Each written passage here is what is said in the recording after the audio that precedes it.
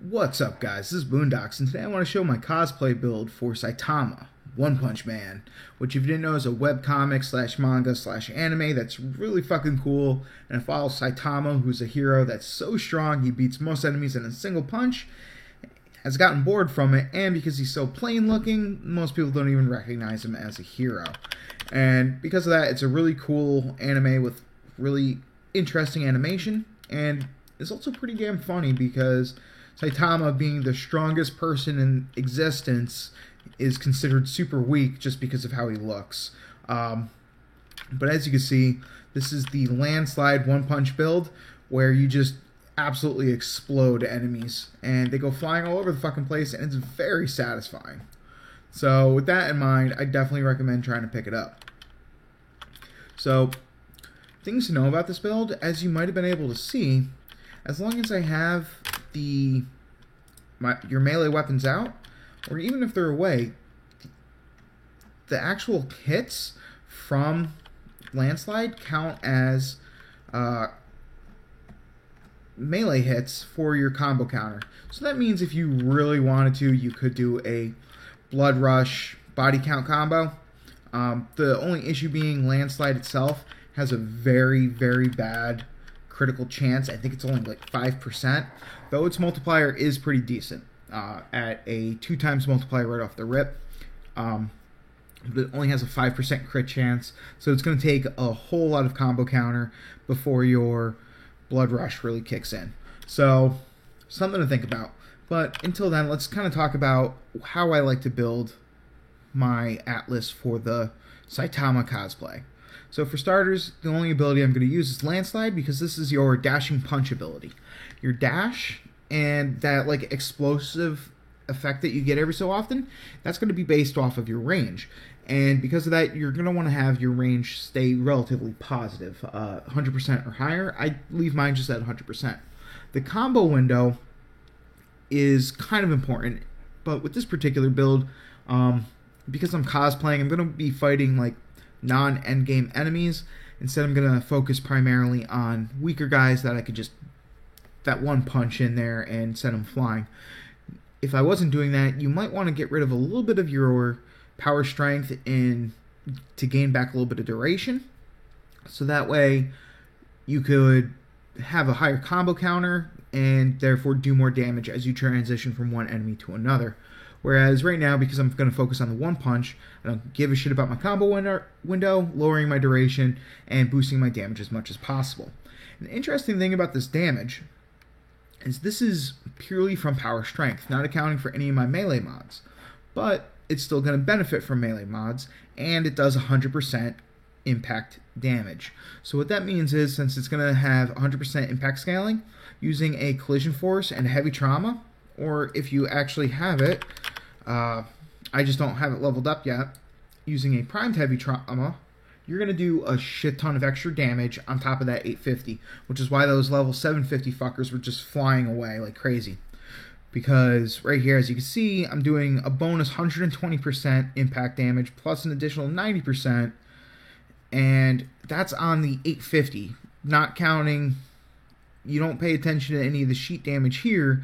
You're looking at that 850 getting increased from your collision force and heavy trauma, and that's going to be a ridiculous amount of damage. Then I'm going to use my Fever Strike, Shocking Touch, Voltaic Strike, and North Wind, just for that corrosive damage plus the cold damage. Just cover all my bases, be pretty basic. Life Strike, just to gain back a little bit of health if needed. Feel free to pop this off if you feel like you don't want it, and then put on maybe the Focused Energy, I think it is, or what is it? Virulent Scourge? Yeah, Focused Energy, or Virulent Scourge, in order to get your damage up a little bit more if you feel like Life Strike isn't right for you. As far as Atlas is concerned, I'm going to be using Steel Charge because he is going to gain the melee benefit on the landslide. And then I'm going to use Blind Rage, Intensify, and Transient Fortitude in order to get as much power strength as possible. And of course, because I'm lazy and have no fucking extra cores right now, these aren't leveled up.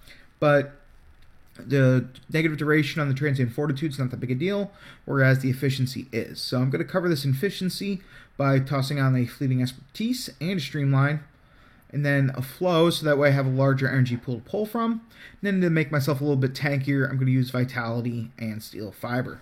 And all in all, that's going to turn my Saitama Atlas build into a pretty heavy-hitting fucking guy. And he's just generally a lot of fun to play like this. While I wouldn't necessarily say going with only melee weapons and using only landslide is that endgame viable, it's just so much fun to just beat the shit out of enemies with these melee punches that send them flying. It really feels like you're a superhero, comic book, or anime character, and I just really enjoy it, and you should try it out. Finally, as far as a giveaway is concerned, what I was thinking was I did a cosplay, a very simple and straightforward one. And I think other people should have fun trying to think of a cosplay too. Maybe you already have. And now's your chance to win Ivara, we'll say for now. Feel free to substitute Ivara for Inaros or any other frame that you might have trouble getting. But pretty much leave a image, a link to an image, and a quick description about why your character's cosplay matches what other anime, movie, or superhero character it is. Don't limit yourself. If you want to try to cosplay as fucking Mickey Mouse, go for it. But you have to tell me why your frame, with the appearance that you've set up for it, matches its personality. For instance, right now Saitama wears a yellow suit, red gloves, a white cape, and he's bald. I couldn't really get the bald look because the helm pieces of Atlas match everything else, and I also couldn't get his boots. But overall, this is kind of close to Saitama, and he matches the personality because it's one punch to win.